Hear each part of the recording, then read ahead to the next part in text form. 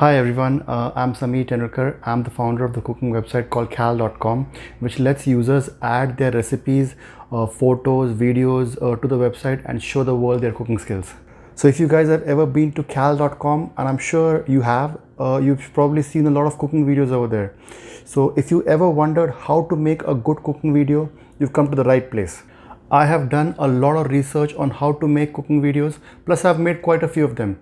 So I can tell you by my experience what you should do and what you should not do.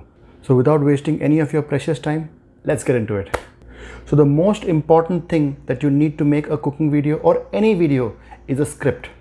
So I know a lot of you guys will think like, why do I need a script? I'm just making a recipe. I know how to make a recipe. So why do I need a script? But trust me, I'm telling you out of experience, having a script helps a lot. Benjamin Franklin once said, failing to prepare is preparing to fail. And since Benjamin Franklin is on our $100 bill, I guess we should listen to what he says, correct?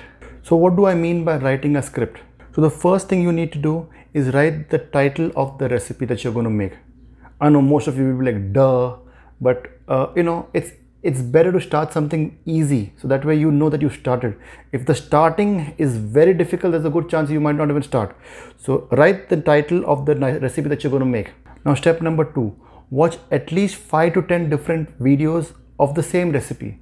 That way you'll get to see how different people are making the same recipe, and you'll be surprised at how many different ways there are to make the same recipe that you are making. Plus you will see what makes a video interesting. When you see other people's videos, it will give you ideas on what direction you need to go.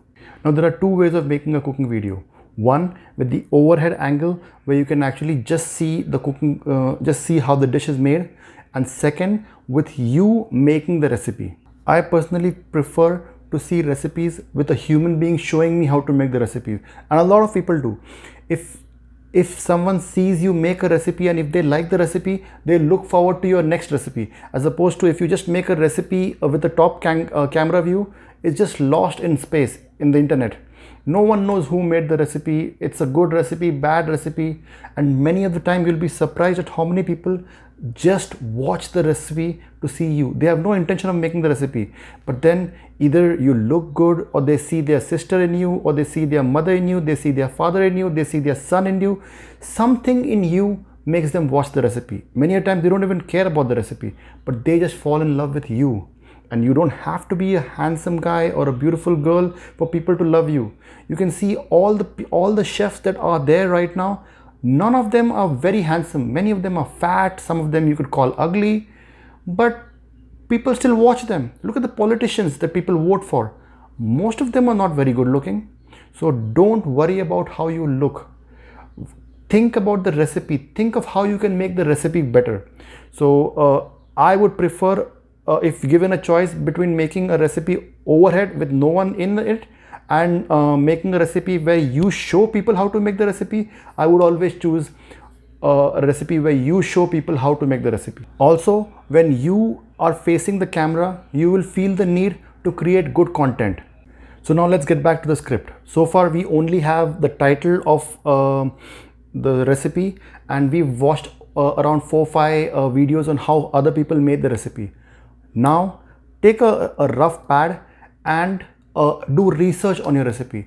Go on Wikipedia, see which country the recipe originates, see when people have the recipe. Maybe you have a story that relates to the recipe. Maybe your mom made it for you when you were in school, or maybe your grandma made it for you. Write down every small tidbits that you can get about this recipe. Trust me, a story makes a recipe way more interesting. People relate to it. Maybe the recipe is featured in Sex and the City. Maybe the recipe is in Godfather. People love some fun facts about the recipe. So try to collect as much trivia as you can about the recipe. Also give people options. If you don't have this, use this. This is where you can find this ingredient. Small things like that. It makes it very interesting. So that's a small tip from me. Let me know in the comments how you like this tip. If you like me to make more videos telling you how to make cooking videos, and I would be glad to help you. And if you find this information useful, click on the like button, and I would love to tell you about the different camera angles.